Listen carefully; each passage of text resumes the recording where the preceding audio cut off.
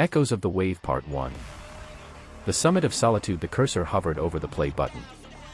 For a moment, the world was silent, just a man, a screen, and the weight of everything he had built. Servax pressed it. The familiar pulse of tidal waves surged through his headphones. The opening sequence, a cascade of neon blues and purples, unfolded before him. He had seen this 1,000 times. 10,000 times. His fingers found the rhythm without conscious thought. Click. Click. Click. He was Ukrainian. 22 years old. And according to the demon list, he was in the conversation for the best player in the world. Outside his window, Kiev was a tapestry of distant lights and the ever-present hum of a city that had learned to live in the shadow of war. But in here, in this digital sanctuary, there was only the impossible geometry. The obstacles that moved faster than the eye could track. The patterns that had broken lesser players. The run was clean. He felt it in his bones, the same way a surfer feels the perfect wave before it crests. Each click landed with surgical precision. The ship sections, always his strength, unfolded like a symphony. The wave segments, where most players crumbled, surrendered to his muscle memory. 85%. His heart rate didn't spike. It never did anymore. He had conquered fear somewhere around the 20,000 attempt mark. 88%. The Discord notifications in his peripheral vision scrolled past, a blur of messages he couldn't afford to read.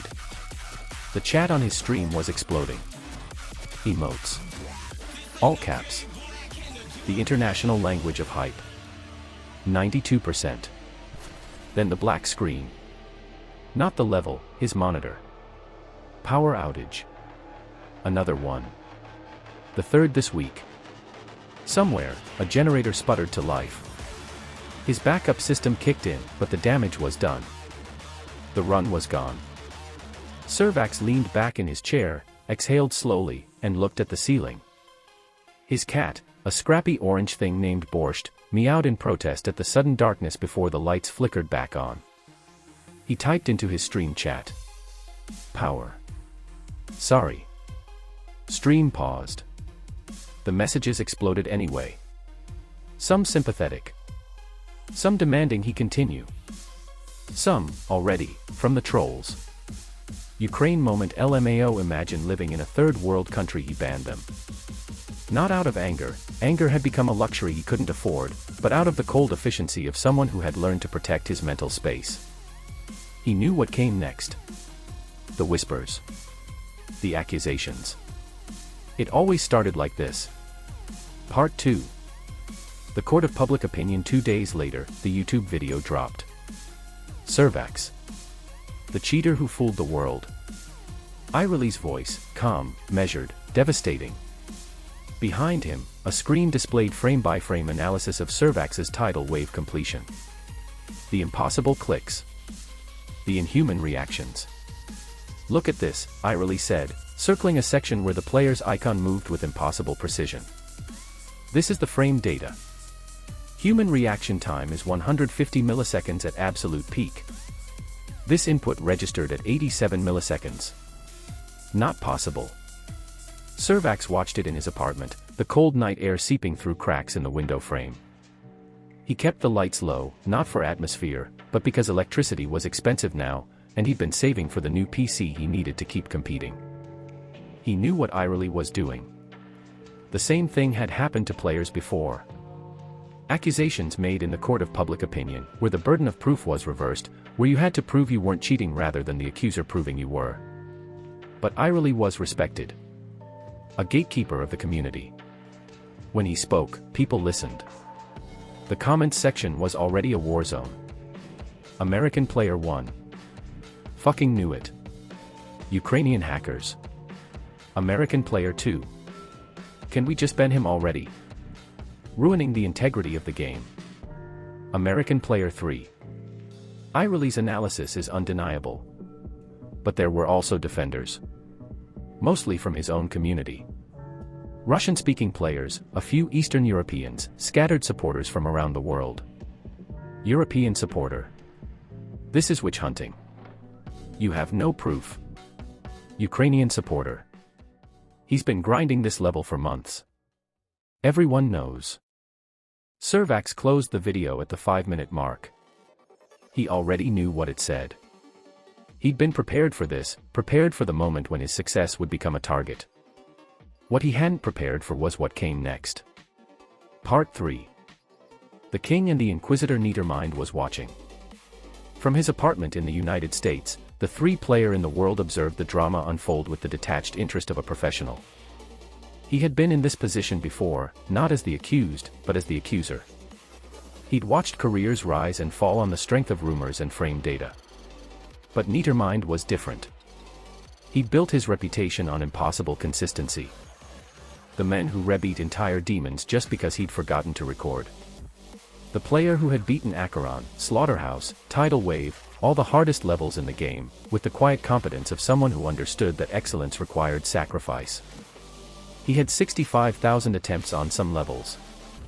He had died at 95%. He had suffered for his position. So when the Servax accusations began to circulate, Neitermind felt something stir. Not quite anger. Not quite pity. Something more complex, a protective instinct for the integrity of the game itself. I want to see the evidence, he typed into the community Discord. Real evidence. If he cheated, prove it. If he didn't, stop the witch hunt. The response was immediate. Zeronium. This is a waste of time. He's clearly guilty. And with that, the battle lines were drawn. Zeronium was the other side of the coin.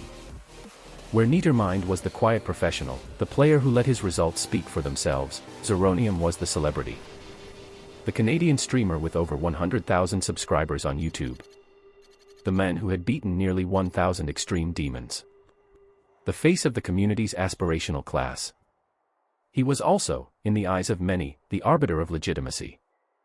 When Zeronium spoke, his fans listened. And when Zeronium said obviously cheating, the verdict, in many minds, was already decided. The irony was that Zeronium and Neitermind had once been collaborators. They'd worked on levels together, Atomic Cannon, Dimensional Breaking, the collaborations that dotted the game's history. But the years had created distance, and with distance, a new dynamic. Now they stood on opposite sides of the most divisive scandal in competitive Geometry Dash. Part 4. The echo chamber. He practiced society before his stream. The accusation appeared in a tweet from a Zoink fan. Within hours, it had spread across every platform. The claim that the young prodigy had secretly practiced his top 1 demon run, invalidating the live performance. Servax saw the thread and his blood ran cold. Not because of the accusation itself, he'd weathered worse, but because of what it represented. The community's capacity to destroy. He remembered the feeling of being 18, first breaking into the top 50. The excitement. The hope. The belief that raw talent would be enough. Now he was 22, and he'd learned the bitter lesson that talent alone meant nothing without the support of the gatekeepers. It's so funny to see the double standard, he typed into the Telegram channel. If I did what Zoink did, you'd all call it cheating. But because he's beloved, it's preparation. The response was predictable. Don't deflect. Stop making excuses. Just accept the ban. And then, in the midst of the chaos, Neitermind spoke again. I don't care about the drama. I care about the truth. Show me the evidence, or stop talking. The silence that followed was pregnant with possibility. For a moment, it seemed the tide might turn. Then Zeronium replied. You're enabling a cheater, Neitermind. I thought you had better judgment. Part 5. The weight of nations. Servax made a decision. He would not go quietly. He would not let them erase his career. He would not let the English-speaking community, with its self-appointed gatekeepers and its relentless gossip machine, determine his fate. He began to stream every practice session. Every attempt. Every failure. He opened his files to public view. He invited anyone who doubted him to watch. I have nothing to hide, he said. You want to see the truth? Watch. But the truth, as he knew, was never simple. In one of his practice streams, a comment caught his eye. Viewer. So many Ukrainians cheat. What's wrong with your country? He paused the run.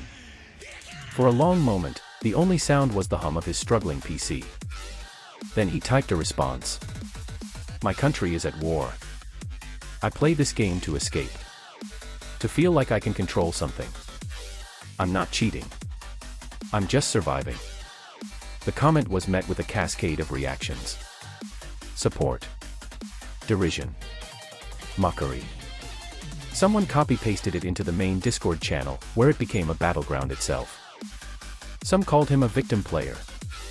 Others defended him. Neatermind posted a single emoji. Thread unrolled. He had read the entire exchange. Now he was processing it. And when Neatermind processed something, he always reached the same conclusion. Follow the evidence, not the emotion. Part 6. The final verdict. 3 weeks after the accusations began, the community's response reached its peak. Servax received a formal notice. He was being removed from the Pointer Crate Demon list. The reasons cited were inconsistent play patterns and suspicious frame data. It was, for all practical purposes, a death sentence for his competitive career. This is ridiculous, Neatermind posted. The evidence is inconclusive at best. You're destroying a player's career on suspicion alone. Zeronium responded. The evidence is there. You just refuse to see it because you want to be the nice guy. I want to be right, Neatermind countered. And until I see proof, I'm not participating in this. The debate raged for days. Then something unexpected happened.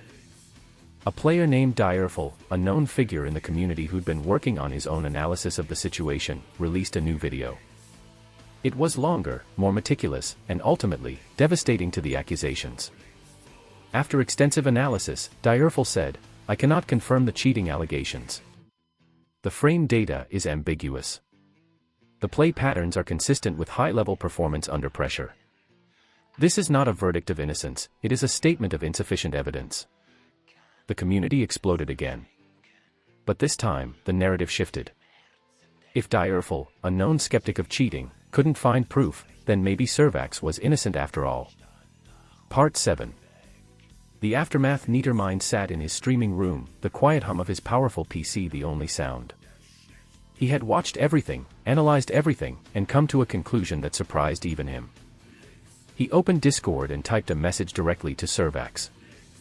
I don't know if you cheated. I suspect you didn't. But even if you did, what happened to you was wrong.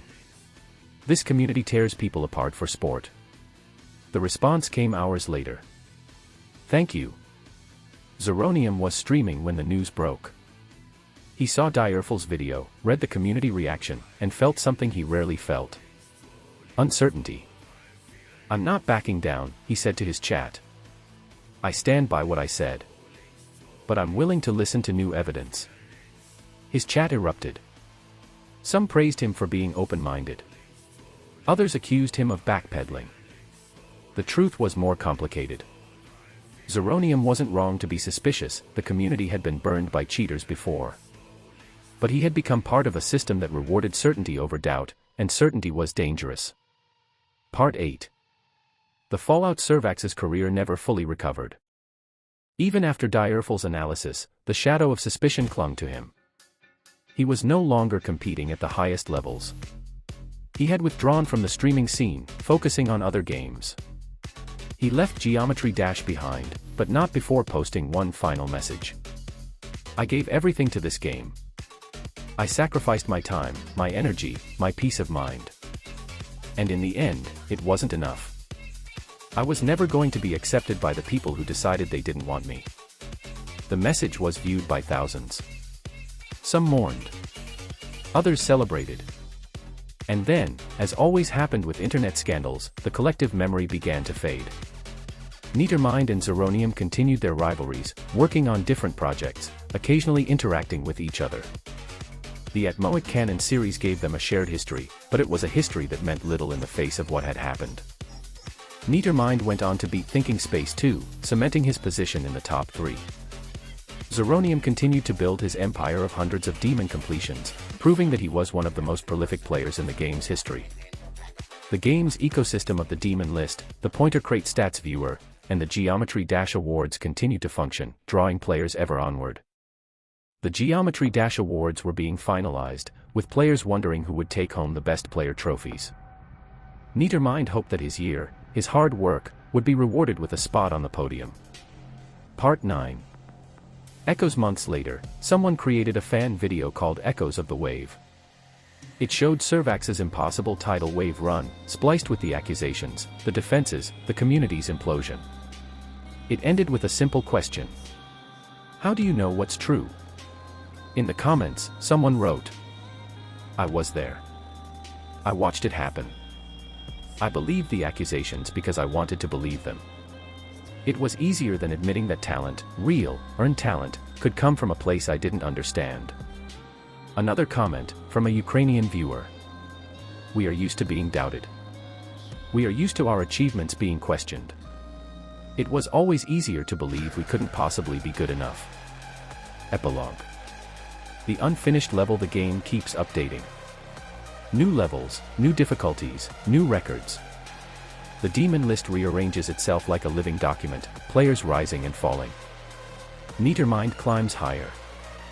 Zeronium completes another 100 extreme demons. The community, the English-speaking community, the Russian-speaking community, all of it, keeps grinding. But somewhere, on a hard drive in Kiev, there's a level that was never finished. A level Servax was working on when he was still competing. It was meant to be his masterpiece, a level that would define his legacy. It remains unfinished. A reminder that in Geometry Dash, as in life, not everything gets completed.